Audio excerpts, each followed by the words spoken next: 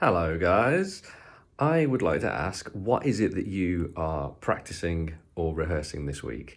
I'm learning probably the most difficult aspects of album 5 that I've tried to tackle so far, TesseracT album 5 obviously. I'm working on a couple of grooves that are already very difficult, that are made even more difficult because the repeating pattern that you might be used to when you listen to TesseracT songs, there's typically a repeating pattern in there somewhere. The repeating pattern in these have an ostinato over the top of them on the right hand, which is something that I haven't yet unlocked the skill to be able to do very well. So I'm going through a process of learning how to do that, and I'd like to share with you the stuff that is working for me. So I have Cubase on my laptop here, and what I'm doing is I'm taking the groove, and the target BPM for the groove is 186 beats per minute. I've taken it right down to 70 BPM, which is incredibly slow, and it doesn't even sound like the song when it's that slow. And then on my TV over there, you may see I have the same screen. The same screen I have on there. I'll have it up on there, and I'll watch the MIDI go along the screen, and I'll isolate either a couple of bars or a couple of the repeating section that I'm trying to learn.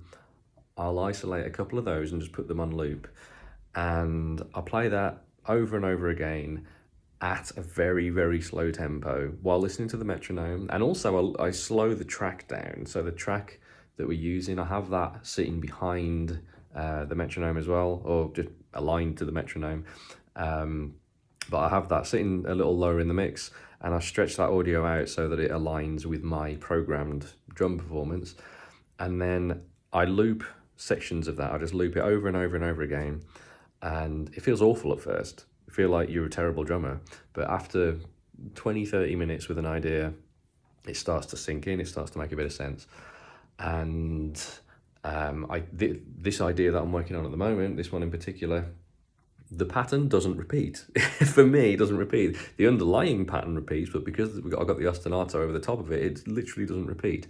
So I'm having to learn it a little chunk at a time. And I managed last night to go from a point of not knowing it at all to being able to get it to the first point at which the guitars and the bass and everything else loops, which is 12 and a half bars. So it's 12 bars of 4/4, then 1 bar of 2/4, which is helpful. So I've managed to get it from a point of not knowing it, starting it at 70 BPM, and getting it up to 125, which is not bad. I've got a little way to go to get up to 186. But the thing that's working is watching, you can kind of see on the screen over there. I'll show you on this screen, it might be easier.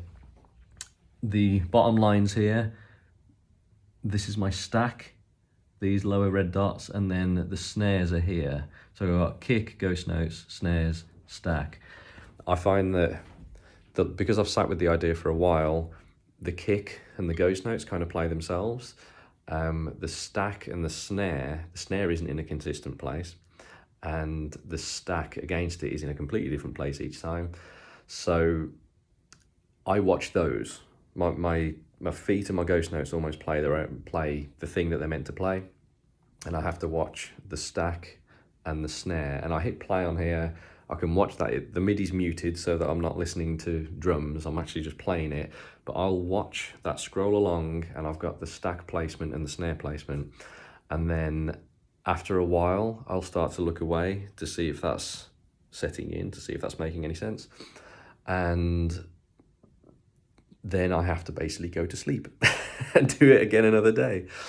It's a process that works though. If you take it a little step at a time, feels as though you haven't made much progress at the end of maybe one practice session, and maybe you've only added 4/16 notes to the end of the groove. Maybe that's all you can realize after a practice session. But with something that's super difficult, it is a way to do it. It is like a proven way that I find works to help me learn way more complex ideas. So take it a little chunk at a time, slow it right down, loop specific sections over and over and over again.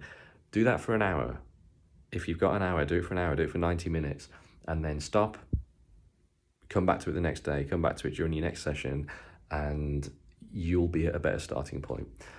So today I've got to get it up from 125 and hopefully to a point of relative comfort. And then hopefully this week I'll be able to play it without watching the MIDI scroll along. So there we go. There's a little bit of my process. I hope that helps some of you guys. If you'd like to dig into anything like this a little bit more, feel free to hit me up and we'll have a chat.